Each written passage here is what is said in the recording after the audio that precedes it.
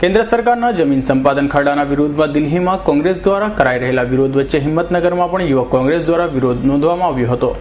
राहुल गांधी जासूसी और जमीन संपादन कायदा मुद्दे हवे भाजप सरकार घेराय छे, त्यारे कांग्रेस आना विरोध में रस्ता पर आई गई है। हिम्मतनगर खाते आज युवक कांग्रेस द्वारा जमीन संपादन और जासूसी कांडना मुद्दे धरना करवामां આવ્યા હતા અને ઉદ્યોગપતિઓને ફાયદો કરાવવા માટે જમીન સંપાદનના બિલમાં સુધારો કર્યો હોવાનો આક્ષેપ મૂકીને બિલની હોળી કરવામાં આવી હતી। બનાસકાંઠા લોકસભા યુવક કોંગ્રેસ તરફથી અમે હિંમતનગર ખાતે ટાવર ચોકે ધરણાનો પ્રોગ્રામ કર્યો। ખાસ તો કેન્દ્ર સરકારની જે ભાજપની સરકાર છે એના વિરુદ્ધના જે બે મુદ્દા જે મેઇન આજે અમે લઈને બેઠા હતા એમાં એક જમીન અધિગ્રહણનો કાયદો છે જે યુપીએ જ્યારે કોંગ્રેસની સરકાર હતી એ વખતે જે બિલ હતું સીધે સીધું ખેડૂતોના હિતમાં બિલ હતું, જ્યારે એમાં અતિશય ફેરફાર કરી અને માત્ર ઉદ્યોગપતિઓનો ફાયદો થાય એવા બિલમાં મોટા સુધારા કરી અને નવું બિલ લાવ્યા છે જે ખેડૂતોનો હિત છે માત્ર ઉદ્યોગપતિનો ફાયદો છે। એના વિરોધમાં અમે આજે બિલની હોળી પણ કરી અને સાથે સાથે કેન્દ્ર સરકાર જે ભાજપની છે એના દ્વારા જે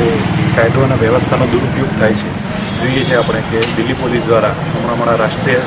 ઉપપ્રમુખ માનનીય રાહુલ ગાંધી કે જે એમના પિતા ભારતના વડાપ્રધાન હતા, જેમના દાદી વડાપ્રધાન હતા, પોતે એસપીજી પ્રોટેસ્ટી વ્યક્તિ છે, એમનું જો જાસૂસી થતી હોય તો સામાન્ય માણસની તો કોઈ આ સરકારમાં